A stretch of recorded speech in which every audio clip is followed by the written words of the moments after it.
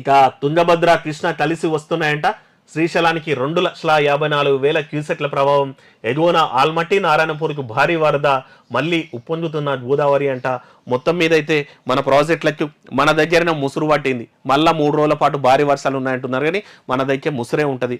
At least ఆ కాలువలు ఉన్న చోట అయితే ఇట్లా రైతులకైతే ఆనందం అని చెప్పాలి. ఇక సాగర్కి కూడా నీళ్లు త్వరలోనే రాబోతున్నాయి. దాదాపు 2,54,000 క్యూసెక్ల వాటర్ వస్తుందంట నారాయణపూర్ ఆల్మట్టి నుంచి. మనం చూస్తుంటే ఈవెన్ మహారాష్ట్ర ఆ పూణే అయితే మొత్తం అయితే వరదమయం అయిపోతున్నాయి. ఆ నీళ్ళన్నీ కూడా మనకు వస్తున్నాయి.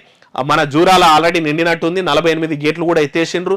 ఇక శ్రీశైలానికి పోతుంది, ఆ శ్రీశైలం కూడా నిండి సాగర్ కూడా నింతే అట్లీస్ట్ మన హైదరాబాద్కు తాగునీళ్ళు వచ్చేటువంటి పరిస్థితి ఉంటుంది. ఆ సాగర్ ఆయకట్టు, శ్రీశైలం ఆయకట్టు కింద, జూరాల ఆయకట్టు కింద కొన్ని లక్షల ఎకరాలు కూడా పంటలు పండేటువంటి అవసరం ఉంటుంది.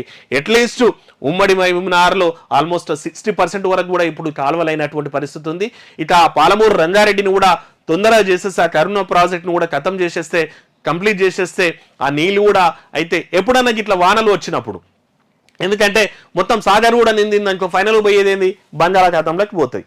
ఇప్పుడు గోదావరి కూడా గదే జరుగుతుంది కదా, నీళ్ళు మొత్తం గోదావరిలో సముద్రాలకు పోయేటువంటి పరిస్థితులు ఉంటాయి. కాబట్టి ఇవన్నీ కూడా అట్లీస్ట్ లింక్ కనెక్షన్ ఇచ్చుకుంటా పోతే అట్లీస్ట్ రాష్ట్రంలోనైనా సరే అవి నిండితేనే ఇక్కడ పంపించేటట్టు అట్లా చేస్తే నదుల అనుసంధానం చేయాల్సినటువంటి అవసరం ఉంటుంది.